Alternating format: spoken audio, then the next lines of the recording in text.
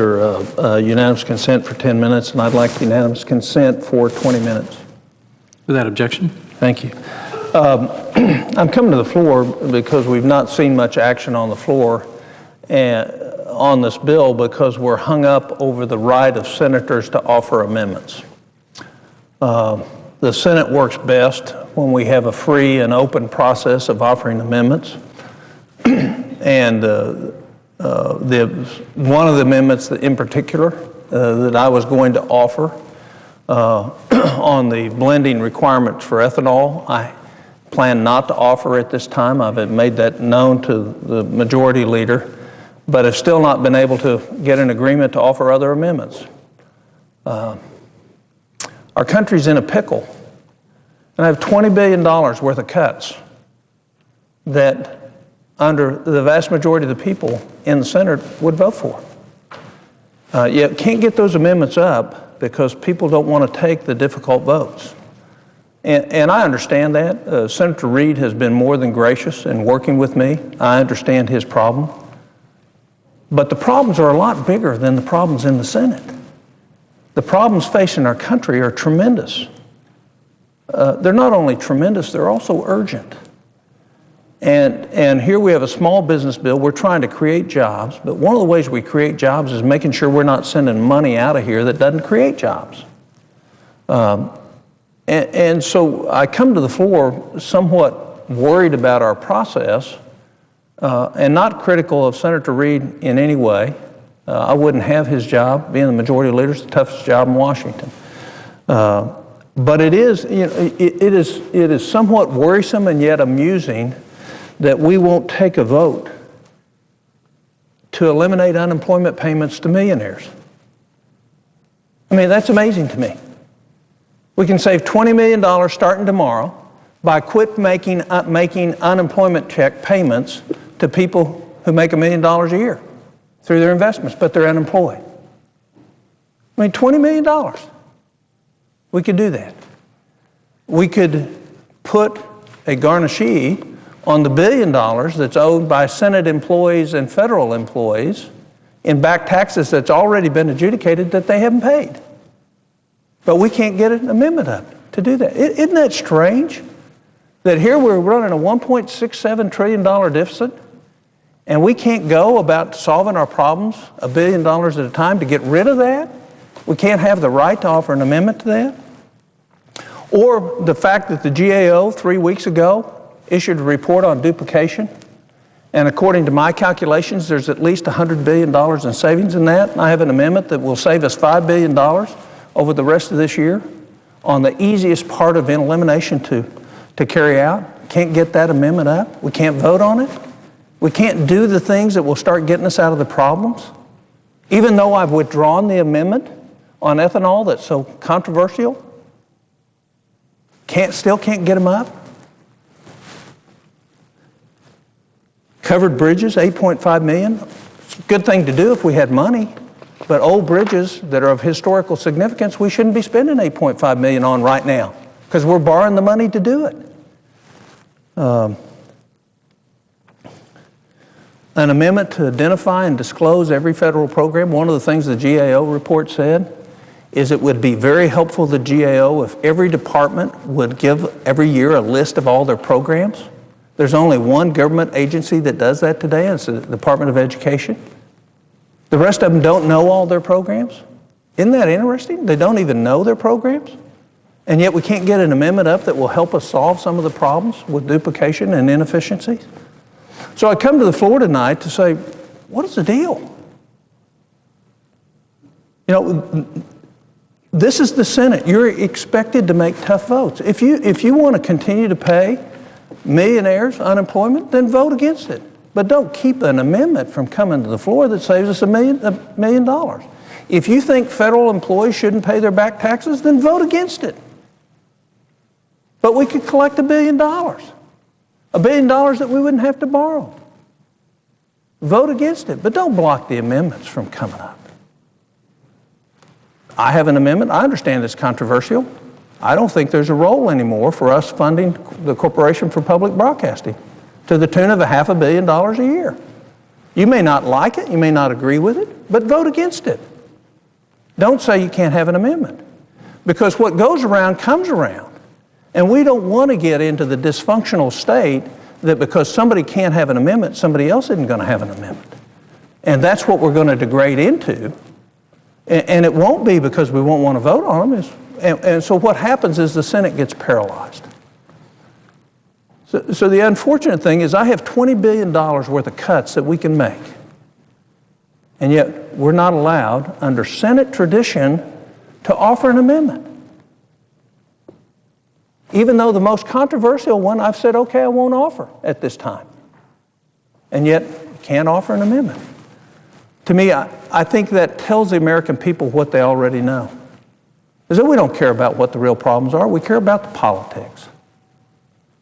And we no longer have the pleasure or the time to worry about political outcomes.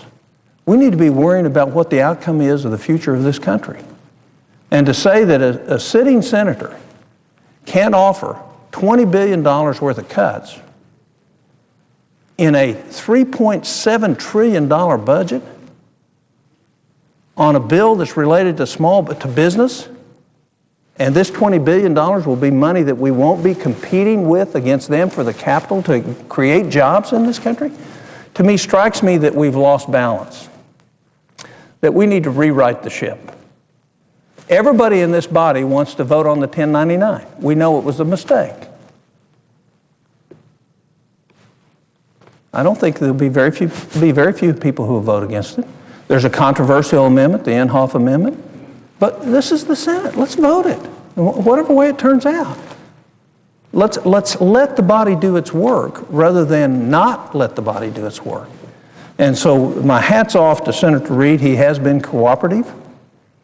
But if we can't run the Senate this way, saying people don't have a right to offer amendments.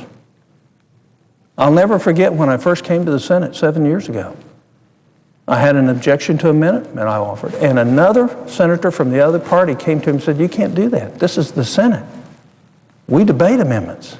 We vote on amendments. So somebody on the other side of the aisle defended the process in the Senate. The fact is we're in tough times. We're going to be taking a lot of tough votes. If not now, a year from now. But they're going to get tougher every year we take them. Because the writing is on the wall for America in terms of its spending and its debt. And if you look what's happened to interest rates just on our T-bonds the last 9 days in a row. T-bonds have shrunk, interest rates are going up. What does that mean to us?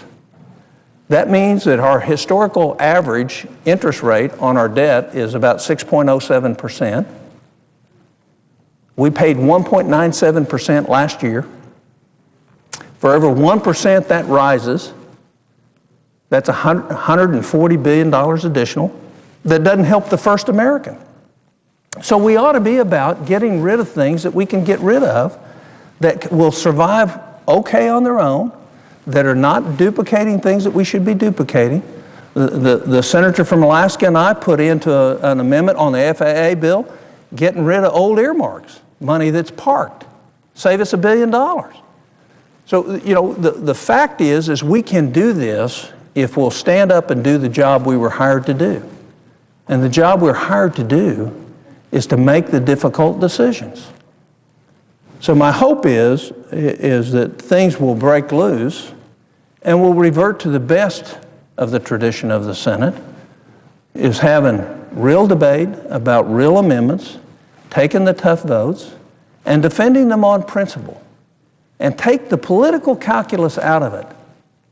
It is not popular for me in Oklahoma to eliminate the blender's credit on ethanol. We've got a lot of corn farmers.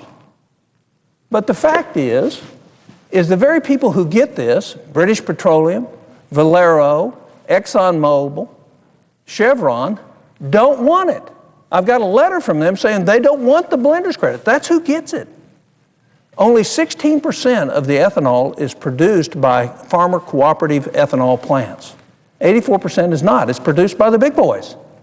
And they're saying they don't want it. So why don't we save $5 billion between now and the end of the year? Because we're going to borrow 47% of it. Why would we do that to our children? So I relented on that. We'll vote on it. I'll have to have a 67 vote threshold to do it, but we're going to vote on it. The Senator Reid knows we're eventually going to vote on it. So we ought to be about being grown up and going back to the best traditions of the Senate and taking the tough votes. Our country's in tough time. Families are having tough times. Why would we want to duck making tough decisions? And the only reason we would want to do that is political. It's so somebody can gain a political advantage rather than do the best right thing for our country today. So I'd call on my colleagues, whoever it is that's objecting to common sense amendments, that doesn't want to fulfill their obligation to their own constituents by casting a vote, to look at what you're doing to the Senate. There's no reason we should get into this conflict that because I can't offer amendments, I'm going to eventually not allow other people to offer amendments. I mean, why would we go to the childish resolution of this rather than the adult resolution? And the adult resolution is give people their amendments, vote them, and go on down the road. And if you don't agree with them, then defend it. If you do agree with them, vote for them. But don't duck not taking a position. That's belying the oath that you have to be a senator. So to those that are objecting to cutting $20 billion out of this government on a $3.6 trillion budget, wake up. You're going to be cutting this money in the next 2 years. Whether you cut it today or tomorrow, it's coming. Let's do it now, because every day we do it earlier saves us money. But it also preserves and enhances the future for our kids. So I won't harp on this other than to say I'm really disappointed because we had started this year out pretty well in terms of going to amendments. Both leaders have worked hard to make sure that that can happen. And now that we have tough votes, people want to revert to childish behavior and really not honor the reason they were sent here in the first place. You know, not voting on something is the chicken's way out. It's the coward's way out. Voting on something and defending your vote is honorable. You don't have to agree with me, but don't say you can't have an amendment and you can't have a vote. Because I assure you, I know the parliamentary procedures to get a vote on every amendment that I'll ever offer. We will get votes on these amendments. So the question is if you're trying to duck it and not having a vote on an amendment because you don't like the political choices, you're going to get it voted anyway. So why degrade the Senate into childish behavior because you want to duck a vote? We're not going to duck these votes. We're going to have them. I promise you, we're going to have every one of these votes eventually. And I'm talking over a short period of time.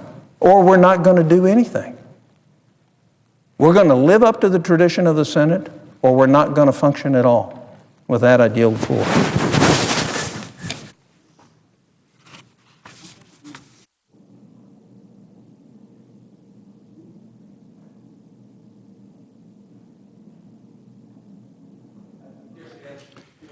Clerk will call the roll. Mr. Akaka.